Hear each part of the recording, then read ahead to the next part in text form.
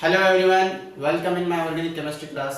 Students, today I am going to tell you about the method of preparation of ether. Students, last class में मैंने आपको बता दिया था कि ईथरों का हम नामकरण यानी कि नोमेनक्लेचर और क्लासिफिकेशन कैसे करते हैं।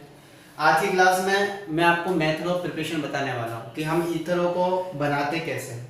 तो ईथर के बनाने के यानी कि ईथर के निर्माण की जो विधियाँ हैं वो दो तरह की विधियाँ होती हैं। एक तो लैब मेथड यानी कि लेबोरेटरी मेथड, प्रयोगशाला में हम ईथर कैसे बनाते हैं, और एक होता है आधुनिक मतलब औद्योगिक विधियों में यानी कि इंडस्ट्रियल मेथड, कमर्शियल यूजेस के लिए हम ईथर कैसे बनाते हैं। ठीक है, तो आज हम पहला मेथड पढ़ने जा रहे हैं ईथर का, वो है लैब मेथड, लेबोरेटरी मेथड यानी कि प्रयोगशाला विधि, कि प्रयोगशाला के अंदर ईथर कैसे बनाया जाता है। तो राजस्थान माध्यमिक शिक्षा बोर्ड में ये क्वेश्चन आया था कि ईथर के निर्माण की प्रयोगशाला विधि का यानी कि लैब मेथड का आपको डायग्राम बनाना था। ये जो डायग्राम आप देख रहे हो बोर्ड पे, ये डायग्राम बोर्ड में ऑलरेडी आ चुका है। आप इसको अपनी बुक के अकॉर्डिंग बना सकते हो, ये मैंने मेरे अकॉर्डिंग बनाया है। तो आपको अगर ये मेथड, ये डायग्राम इजी लगे तो आप ये भी बना सकते हो, मार्क्स पूरे मिलने के हैं, क्योंकि इस मेथड से डायग्राम में कोई इतनी खास बात नहीं है। तो 1 नंबर का ये डायग्राम आता है, एग्जाम में आ चुका है कि ईथर के निर्माण की विधि का, प्रयोगशाला विधि का नामांकित चित्र बनाइए। ये क्वेश्चन एग्जाम में आया था। तो बच्चों, आज मैं आपको बताने जा रहा हूँ प्रयोगशाला विधि, ईथर का निर्माण प्रयोगशाला के अंदर यानी कि लैब के अंदर कैसे किया जाता है। तो उस विधि को हम बोलते हैं विलियमसन्स कंटिन्यूअस ईथर सिंथेसिस। देखिए, विलियमसन ईथर संश्लेषण तो आपने पढ़ा होगा एल्किल हैलाइड वाले चैप्टर में, और नहीं पढ़ा तो आज हम इसको दोबारा पढ़ा देंगे। लेकिन ये जो मेथड है, इस मेथड का नाम है Williamson's continuous ether synthesis, Hindi में बोलते हैं विलियमसन सतत ईथर संश्लेषण। इस विधि का नाम है विलियमसन सतत ईथर संश्लेषण या कंटिन्यूअस ईथर प्रोसेस। इसके अंदर हम क्या करते हैं, इसके अंदर हम ईथर बनाते हैं, किससे बनाते हैं, अल्कोहल से बनाते हैं। तो from the dehydration of alcohol, इस मेथड में हम अल्कोहल का डिहाइड्रेशन करते हैं और ईथर बनाते हैं, यानी कि अल्कोहल के निर्जलीकरण से हम यहाँ पर ईथर बनाने वाले हैं। तो बच्चों, आपके सामने जो डायग्राम दिया हुआ है मैं इसको एक्सप्लेन कर देता हूँ। इसमें कुछ नहीं करते हम, देखिए सबसे पहले तो एक थर्मस फ्लास्क लेते हैं। आपको ये फ्लास्क दिख रहा होगा, ये फ्लास्क जो है ये स्पेशल एक लॉन्ग नेक वाला फ्लास्क होता है, ठीक है ना, लंबी गर्दन वाला लंबा फ्लास्क होता है। कॉनिकल फ्लास्क के जैसा ही ये फ्लास्क होता है, बस अंतर इतना होता है कि कॉनिकल फ्लास्क की जो नेक होती है, ऊपर का जो पार्ट होता है वो छोटा होता है और इसका थोड़ा सा लंबा होता है, ठीक है ना। तो इस फ्लास्क में हम क्या करते हैं, देखिए इस फ्लास्क में ऊपर एक थर्मामीटर अटैच है, एक थर्मामीटर इसके अंदर फिक्स है ताकि जिससे हम टेम्परेचर का पता लगा सकें। और इसमें हमने एक फनल, एक कीप ऊपर लगा रखी है, उस कीप से हम टाइम टाइम पर अल्कोहल डालते रहेंगे ऊपर से। और इस फ्लास्क को हमने बालू मिट्टी, सैंड मिट्टी आती है ना, रेत, हाँ, उस मिट्टी के एक पेट्री डिश के अंदर इसको हमने रख रखा है। मिट्टी के बर्तन में हमने इस फ्लास्क को रख रखा है, क्योंकि हम इसको डायरेक्ट हीट नहीं दे सकते। इस फ्लास्क को डायरेक्ट हीट देंगे तो टेम्परेचर एकदम इंक्रीज हो जाएगा। इसलिए मैंने क्या करा, एक प्लेट या कोई भी तस्तरी वगैरह वो ले ली, जिसमें मैंने क्या भर दी, मिट्टी भर दी, सैंड यानी मिट्टी होती है, ठीक है ना। तो मैंने यहाँ पर सैंड भर दी, मिट्टी भर दी है। तो अब इस मिट्टी के जो बर्तन है, जो भी फ्लास्क है, जो भी आपके प्लेट जो दी है, इसको मैंने नीचे बर्नर लगा दिया और इसमें मैंने आग लगा दी नीचे, ठीक है ना। फायर चिमनी वगैरह होती है जो आप देखते हो, स्प्रिट बर्नर इसको बोलते हैं। तो बर्नर से मैंने इसके नीचे आग लगा दी, इसको मैं गर्म कर रहा हूँ। देखिए, ये जो बालू मिट्टी है, ये जो रेत है, ये जो सैंड है, ये गर्म होगी, और जैसे ये गर्म होगी, अंदर जो आपने भरा है, ये जो सॉल्यूशन आपको नजर आ रहा है, ये सॉल्यूशन होता है अल्कोहल प्लस कंसंट्रेट H2SO4 का। ये सॉल्यूशन होता है बच्चों अल्कोहल प्लस कंसंट्रेट H2SO4। ये जो H2SO4 है कंसंट्रेट होता है सांद्र सल्फ्यूरिक अम्ल, कंसंट्रेट सल्फ्यूरिक एसिड, ओके, और अल्कोहल दोनों का मिक्सचर लेते हैं इसके अंदर। अल्कोहल अपन टाइम टाइम पर ऊपर से डालते जाएंगे और कंसंट्रेट H2SO4 इसके अंदर डाला है। अब क्वेश्चन ये समझ में आता है कि सर इन दोनों का रेशियो कितना होता है, कितना अल्कोहल लें और कितना कंसंट्रेट H2SO4 लें। तो मैं दोनों को बता दूं आपको, दोनों का जो रेशियो होता है वो होता है 2:1, यानी कि 2:1। तो दोनों को हमने कितने अनुपात में लिया, कितने रेशो में लिया, 2:1। इट मींस अगर 2 वॉल्यूम अल्कोहल का लेंगे तो 1 वॉल्यूम H2SO4 का लेंगे। चलो मैं वॉल्यूम से तुम्हें समझा देता हूं। अब अगर मैं लीटर की बात करूं तो 2 लीटर अगर अल्कोहल लोगे तो 1 लीटर कंसंट्रेटेड H2SO4 लेना पड़ेगा। अगर मैं वॉल्यूम की बात करूं, अगर 200 ml आप अल्कोहल लेते हो तो 100 ml आपको कंसंट्रेट H2SO4 लेना पड़ेगा। यानी कि दोनों का जो रेशो है, दोनों के पार्ट्स का जो रेशो है, वो अनुपात है, वो कितना होना चाहिए, 2:1 का मिक्सचर आपने इस फ्लास्क के अंदर लेना है। अंडरस्टैंड?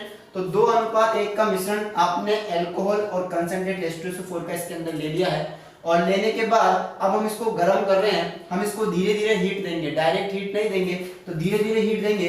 तो हम यहाँ पर टेम्परेचर नोट करेंगे।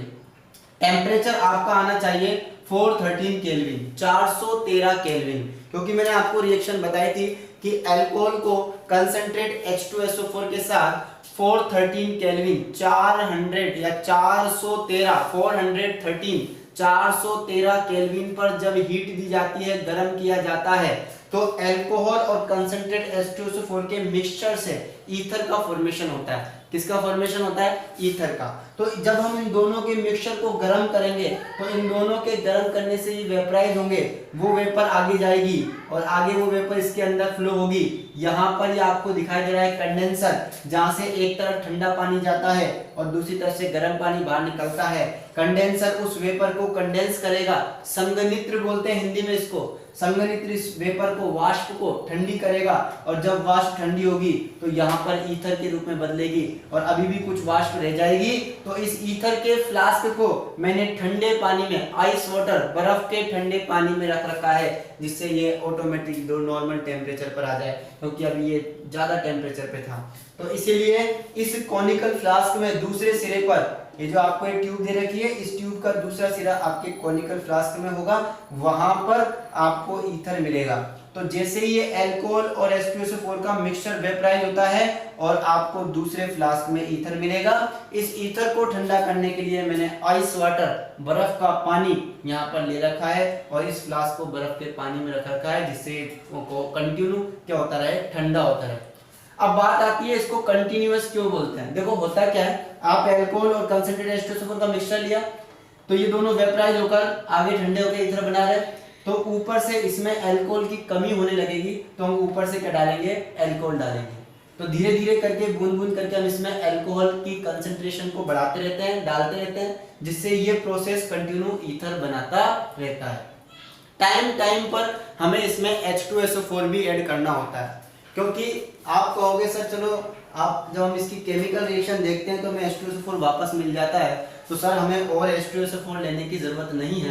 तो ऐसा अगर आप सोचते हो तो गलत है, बिकॉज इसके पीछे एक रीजन बताता हूं। देखिए, हालांकि हमें केमिकल रिएक्शन से पता लग रहा है कि H2SO4 वापस ऑब्टेन हो जाता है, लेकिन ये जो H2SO4 ऑब्टेन हुआ है, अगर गौर से देखा जाए तो यहाँ पर H2O भी बाहर निकलता है, यानी कि वाटर भी बनता है। तो वो वाटर इस H2SO4 को क्या कर देता है, डाइल्यूट कर देता है। इसलिए टाइम टू टाइम हमें यहाँ पर H2SO4 भी ऐड करना होता है, क्योंकि इसकी कंसंट्रेशन जो है ना H2SO4 की, वो कम होती जाती है। तो H2SO4 की कंसंट्रेशन भी यहाँ पर कम होती जाती है, इसलिए टाइम टू टाइम यानी कि धीरे धीरे करके हमें H2SO4 भी इसमें मिलाना पड़ता है। तो स्टूडेंट्स, ये जो डायग्राम है ये रिप्रेजेंट करता है फॉर्मेशन ऑफ ईथर। ईथर का फॉर्मेशन को, ईथर के निर्माण को रिप्रेजेंट करता है अल्कोहल से। तो इस डायग्राम को एग्जाम में पूछा गया था। ये लैब मेथड है, लेबोरेटरी के अंदर आप कैसे ईथर का निर्माण करते हो, कैसे बनाते हो। अब आ जाओ रिएक्शन पे, मैं आपको रिएक्शन समझाता हूँ। देखिए, हम सबको पता है, हम ये रिएक्शन ऑलरेडी अल्कोहल में पढ़ चुके थे कि ये रहा आपका ethyl alcohol. Ethyl alcohol concentrate H2SO4 की प्रेजेंस में पहले 373 केल्विन पर रिएक्शन करता है। 373 मतलब 100 डिग्री सेंटीग्रेड टेम्परेचर। तो 100 डिग्री सेंटीग्रेड हम जानते हैं वाटर का बॉइलिंग पॉइंट है। तो बच्चों, जैसे ही कंसंट्रेट H2SO4 एथिल अल्कोहल के साथ रिएक्शन करता है, यहाँ से वाटर बाहर निकलता है, H2O बाहर निकलता है, इधर से OH और H2SO4 में से H और OH मिलकर H2O बनाते हैं। यहाँ बचेगा HSO4। HSO4 आपके पास एथिल के साथ जुड़ जाएगा, जिसे हम बोलते हैं ethyl hydrogen sulphate. Ethyl hydrogen sulphate. तो आपके पास बनता है एथिल हाइड्रोजन सल्फेट। ठीक है, तो फिर से सुनिए, आपका एथिल अल्कोहल था, कंसंट्रेट H2SO4 के साथ रिएक्शन करेगा 373 केल्विन 373 केल्विन पर H2O बाहर निकल जाएगा वाटर मॉलिक्यूल, और आपके पास बनता है एथिल हाइड्रोजन सल्फेट। अब ये एथिल हाइड्रोजन सल्फेट अगेन दूसरे मॉलिक्यूल, दूसरे अल्कोहल के मॉलिक्यूल से रिएक्शन करेगा, और जैसे ये दूसरे अल्कोहल के मॉलिक्यूल के साथ रिएक्शन करेगा तो अब दूसरा अल्कोहल जो है वो H देगा, तो यहां से H और यहां से HSO4 दोनों मिलकर फिर से 413 केल्विन पर, अब आपने टेम्परेचर को इंक्रीज कर दिया, तो 413 केल्विन पर H2SO4 दोबारा निकल जाएगा और आपको ऑब्टेन हो जाएगा die ethyl ether. This is the ethoxy ethane, IUPAC नाम है इसका एथोक्सी एथेन, जो कि बोर्ड में आया था कि डाई एथिल ईथर का आईयूपीएसी नाम लिखो, right the IUPAC name of die ethyl ether, ये बोर्ड का क्वेश्चन है, तो वो यहीं से भी आप चाहो तो लिख सकते हो। तो डाई एथिल ईथर का आईयूपीएसी नाम होता है एथोक्सी एथेन। तो इस तरह के से लेब में आपको डाई एथिल ईथर ऑब्टेन किया जाता है। स्टूडेंट्स, मैं इस चैप्टर में आपको एक खास बात ये बता दूं कि इस चैप्टर में हम जो भी केमिकल रिएक्शन पढ़ेंगे या फिर ज्यादातर ईथर का फॉर्मेशन पढ़ेंगे या फिजिकल प्रॉपर्टी ईथर की पढ़ेंगे, तो वो हम डाई एथिल ईथर की पढ़ेंगे, क्योंकि ज्यादातर यूजफुल जो ईथर होता है वो डाई एथिल ईथर होता है, और आपके सिलेबस में भी डाई एथिल ईथर ही है, और इसी के जैसे अदर जो ईथर है वो भी बिल्कुल सेम इसी के जैसे ही होते हैं, इसलिए इस चैप्टर के अंदर हम डाई एथिल ईथर के बारे में ही पढ़ेंगे। ठीक है स्टूडेंट्स, तो ये था आपका लैब मेथड यानी कि प्रयोगशाला विधि, कि किस तरह प्रयोगशाला के अंदर हम ईथर का फॉर्मेशन करते हैं।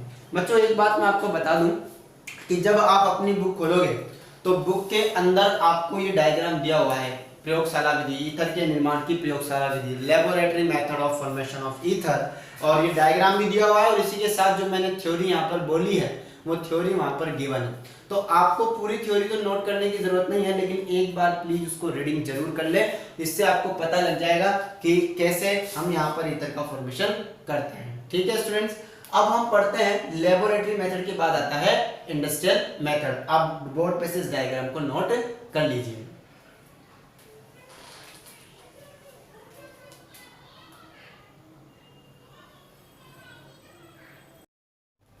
नेक्स्ट है इंडस्ट्रियल मेथड यानी कि औद्योगिक विधियां। देखो स्टूडेंट्स, हिंदी और इंग्लिश मीडियम में केवल ये टर्म्स ही थोड़ी थोड़ी अलग होती हैं, बाकी केमिकल रिएक्शन सब एज इट इज चलती हैं। तो ईथर निर्माण की विधियों में यानी कि formation method of preparation of ether में आज हम सेकंड मेथड अब पढ़ रहे हैं, इंडस्ट्रियल मेथड, सेकंड मेथड। पहला लेबोरेटरी मेथड था, अब हमारा सेकंड है इंडस्ट्रियल मेथड, यानी कि इंडस्ट्रीज में कैसे हम ईथर बनाते हैं।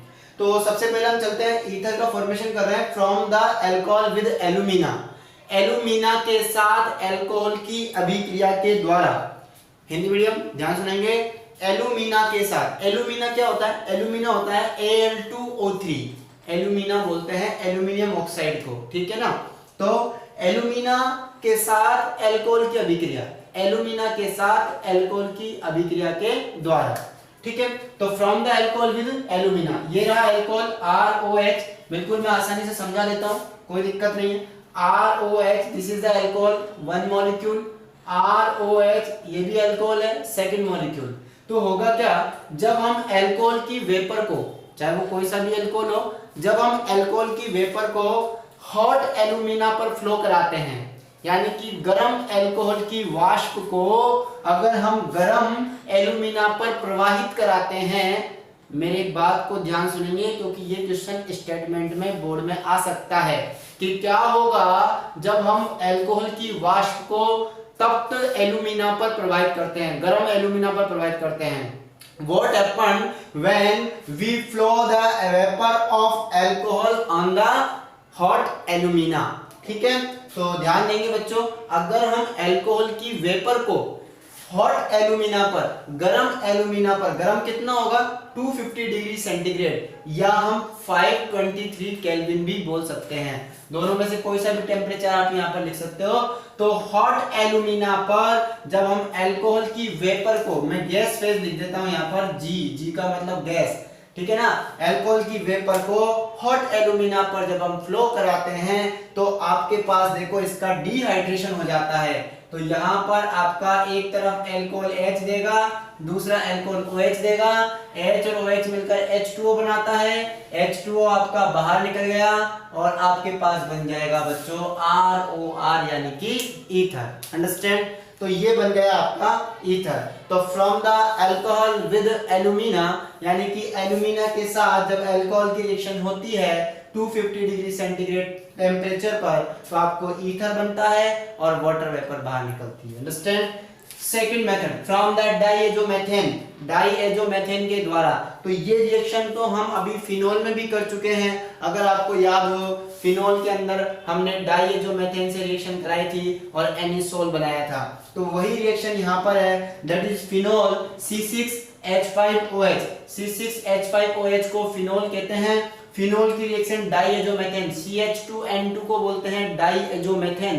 तो CH2N2 यानी कि डाइएजोमेथेन के साथ फिनोल की रिएक्शन करवाते हैं in the presence of Lewis acid, Lewis अम्ल की उपस्थिति में। In the presence of Lewis acid के प्रेजेंस में जब ये रिएक्शन होती है तो देखो कुछ नहीं करूंगा, ये जो CH2 है एज इट इज यहाँ जुड़ जाएगा और आपके पास बन जाएगा C6H5O, CH3 बन जाएगा। ये एक H भी यहीं रहेगा अपनी जगह पर, CH2 इसके पास आकर जुड़ गया तो ये बन गया C6H5O CH3, that is the anisole methoxybenzene जिसको हम एनिसोल कहते हैं। ठीक है, साथ में N2 गैस बाहर निकलेगी।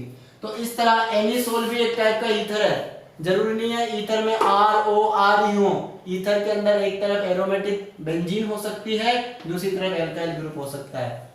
तो this is the anisole and it is also known as मेथॉक्सीबेंजीन।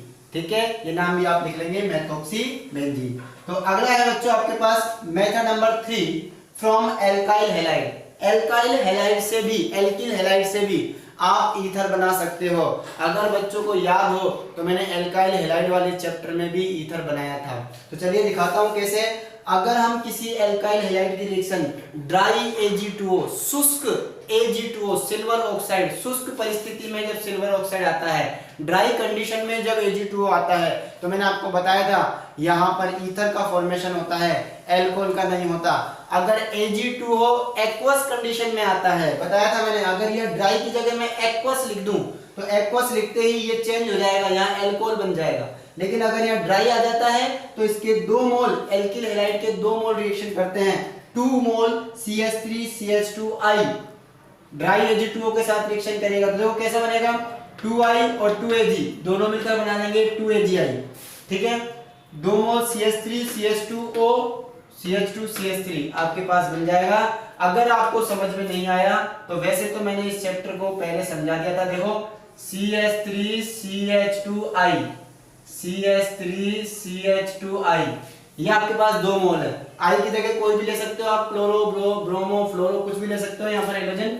और आपके पास है Ag2O। Ag2O की बात करें, AgO, ये लो Ag2O दिख गया होगा आपको। तो दोनों की रिएक्शन कराते हैं, एक AgI यहाँ से बाहर निकलेगा, एक AgI यहाँ से बाहर निकलेगा, आपके पास बन जाएगा बच्चों CH3CH2O CH2CH3। ठीक है, ये दोनों यहाँ से बाहर निकल जाएंगे। ठीक है, आपके पास बन जाएगा CH3CH2O फिर CH2CH3। तो कुछ ऐसा ही यहाँ पर बन रहा है और 2 मोल AgI आपके पास बन रहा है। तो अगर मैं ड्राई Ag2O की रिएक्शन किसी भी एल्किल हैलाइड से करा दूंगा तो ईथर बनेगा। याद रखना, ड्राई की जगह अगर एक्वस लिख के दे दिया आपको एग्जाम में तो ईथर नहीं बनेगा, तो फिर एल्कोहल बनेगा। ठीक है, ये रिएक्शन मैंने आपको पहले भी बता दी थी। अच्छा, ये वाली रिएक्शन भी और पहले वाली रिएक्शन भी, अगर आप एक्वस लिखते हो तो भी रिएक्शन नाभिक स्नेही प्रतिस्थापन अभिक्रिया होगी, यानी कि न्यूक्लियोफिलिक सब्स्टिट्यूशन रिएक्शन होगी। Understand. Method number 4 from the Williamson's ether synthesis. अभी जो पढ़ा हमने लेबोरेटरी मेथड था उसमें हमने पढ़ा था विलियमसन्स कंटीन्यूअस ईथर सिंथेसिस। अब हम पढ़ रहे हैं ओनली विलियमसन्स ईथर सिंथेसिस। वो कंटीन्यूअस प्रोसेस था, ये डिसकंटीन्यूअस है एक तरीके से मानते चलो। तो यहाँ पर भी रिएजेंट फिक्स है, it is the name reaction and very very important reaction. Hindi में विलियमसन ईथर संश्लेषण, विलियमसन्स ईथर संश्लेषण है ये, ईथर संश्लेषण। देखो दोनों रिएक्शन अलग अलग है, वो था सतत ईथर संश्लेषण और ये है ओनली ईथर संश्लेषण। तो बच्चों यहाँ पर it is the very very important name reaction for board exam, Williamson's ether synthesis. यहाँ पर क्या होगा, कोई सा भी एल्काइल हैलाइड आपको लेना है, ठीक है, और उस एल्काइल हैलाइड की रिएक्शन आपको किससे करानी है, सोडियम एथोक्साइड से करानी है। कोई सा भी एल्काइल हैलाइड लेना है और उसकी रिएक्शन सोडियम एथोक्साइड से करानी है। तो देखो ये रिएक्शन भी नाभिक स्नेही प्रतिस्थापन अभिक्रिया है। कौन सी अभिक्रिया है, नाभिक स्नेही प्रतिस्थापन अभिक्रिया, इंग्लिश में बोलते हैं न्यूक्लियोफिलिक सब्स्टिट्यूशन रिएक्शन। तो ये न्यूक्लियोफिलिक सब्स्टिट्यूशन रिएक्शन का क्या है बच्चों, एग्जांपल है। तो देखो यहाँ पर ध्यान देंगे, इधर से आपका NaBr बाहर आ जाएगा और आपके पास बनेगा C2H5O(C2H5). It is the very simple reaction and it is a nucleophilic substitution reaction. ये बहुत सरल अभिक्रिया है और ये एक नाभिक स्नेही प्रतिस्थापन अभिक्रिया का उदाहरण है।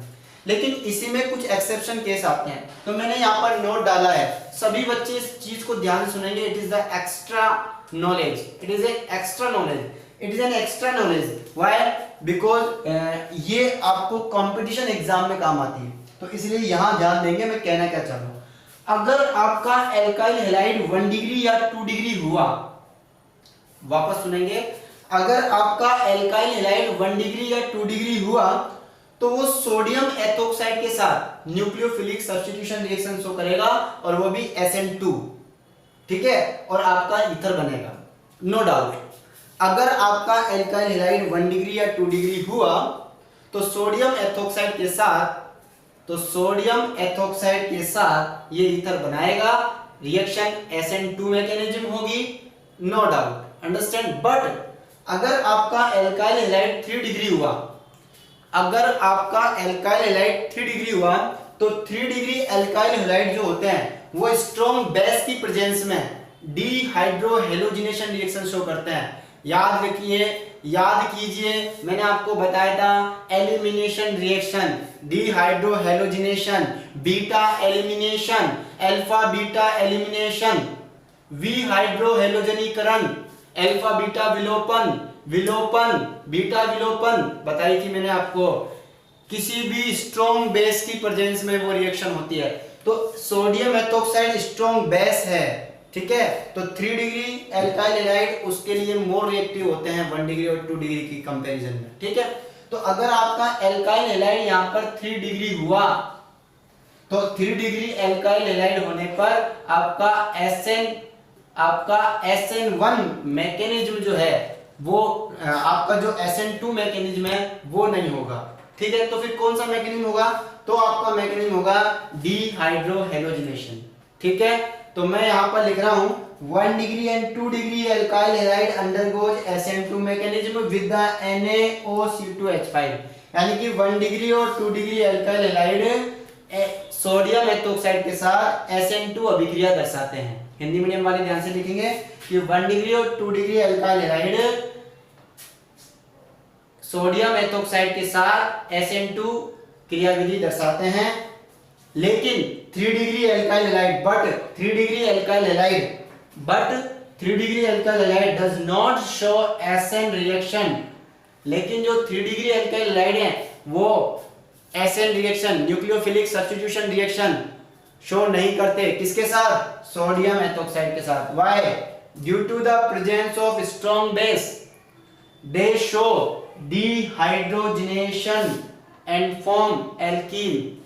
तो स्ट्रॉन्ग बेस की प्रेजेंस के कारण, एक प्रबल क्षार की उपस्थिति के कारण, ठीक है, ये विहाइड्रोहेलोजनीकरण दर्शाते हैं और एल्कीन का निर्माण करते हैं, ठीक है। तो स्ट्रॉन्ग बेस के कारण, स्ट्रॉन्ग बेस की वजह से ये डिहाइड्रोहेलोजिनेशन शो करेंगे और जिसकी वजह से एल्कीन का फॉर्मेशन होगा। तो ये चीज आपको याद में रखना है बच्चों, वरना कई बच्चे यहाँ पर गड़बड़ी कर देते हैं। तो ये याद रखने के लिए मैं आपको यहाँ पर कुछ बता देता हूँ एग्जाम्पल, ताकि आपको प्रॉब्लम नहीं आए। सीधा सीधा मैं एग्जाम्पल बता देता हूँ, और ऐसे एग्जाम्पल बोर्ड में क्या बल्कि कंपटीशन में भी पूछे जाते हैं, इसलिए इस चीज को ध्यान में रखेंगे। देखो बच्चों, मैंने यहाँ पर किया, अभी मैंने आपके सामने किया, देखो 1 डिग्री अल्काइल हैलाइड। अगर मैं यहाँ 2 डिग्री अल्काइल हैलाइड लूँ, CH3 CH CH3 Br NaOC2H5 sodium ethoxide, तो बिल्कुल SN2 ही मैकेनिज्म होगी और आपके पास वही NaBr बाहर निकल जाएगा। ठीक है, CH3CH3 आपके पास बन जाएगा OC2H5 और NaBr। No doubt Williamson ether synthesis है। लेकिन अगर मैं 3 डिग्री अल्काइल हैलाइड ले लूं तो CH3 अब 3 डिग्री अल्काइल हैलाइड जो होते हैं वो इस स्ट्रॉन्ग बेस की प्रेजेंस में, देखो यहाँ ये जो स्ट्रॉन्ग बेस बनता है ना, ये अल्कोहल और सोडियम हाइड्रोक्साइड के साथ ही बनता है, इसलिए। ठीक है ना, अब यहाँ पर SN2 नहीं होगी। ठीक है, SN2 नहीं होगी। मैं पूरा इसको गोला करके और ऐसे कर देता हूँ, SN2 नहीं होगी। तो यहाँ कौन सी होगी? डिहाइड्रोहेलोजिनेशन, विहाइड्रोहेलोजनीकरण होगा। और जब यहाँ विहाइड्रोहेलोजनीकरण होगा तो हम सब जानते हैं कैसे रिएक्शन होगी। Alpha hydrogen, this is the alpha beta, तो CH3 की जगह में CH2H लिख दूं। ये आपका अल्फा, ये आपका बीटा, और यहाँ से HBr बाहर निकलेगा और आपके पास एल्कीन का फॉर्मेशन होगा। CH3, ऊपर भी CH3, नीचे डबल बॉन्ड CH2। ठीक है, अब आपके पास NaBr बना है, तो देखो ये जो H है इससे मिलकर एथिल अल्कोहल बना देगा और NaBr बना देगा। तो आपके पास वो बात की बात है। फिलहाल आपके पास मेन प्रोडक्ट ये होगा। ठीक है, और साथ में आपके पास निकलेगा HBr। ओके बच्चों, तो ये रिएक्शन होगी। अब ये विलियमसन ईथर सिंथेसिस नहीं है। तो इस तरीके से इंडस्ट्रीज में आपके क्या ऑब्टेन किया जाता है? ईथर ऑब्टेन किया जाता है। आपकी बुक में इंडस्ट्रियल मेथड के लिए एक डायग्राम भी दिया हुआ है, कुछ एक बिल्कुल लीनियर डायग्राम है, कुछ भी नहीं है, वो भी आपको बना लेना है। और वो भी बिल्कुल एथेनॉल का ही डायग्राम है कि हम कैसे एथेनॉल से ईथर बनाते हैं इंडस्ट्रीज में। ठीक है स्टूडेंट्स, तो इसी के साथ अब हम मिलते हैं नेक्स्ट क्लास में फिजिकल और केमिकल प्रॉपर्टी के साथ। ठीक है, और आई होप हमारी वो लास्ट क्लास हो और उसी लास्ट क्लास में हम आपको कंप्लीट ईथर के बारे में इस चैप्टर को हम फिनिश करा दें। ठीक है, कोशिश करेंगे। वैसे 2 क्लास का और बचा है, तो मिलते हैं नेक्स्ट क्लास में नेक्स्ट वीडियो के साथ। Thank you so much, good bye, take care. और आप हमारी वीडियो को शेयर करें, लाइक करें, हमारे चैनल को सब्सक्राइब करना ना भूलें। Thank you so much.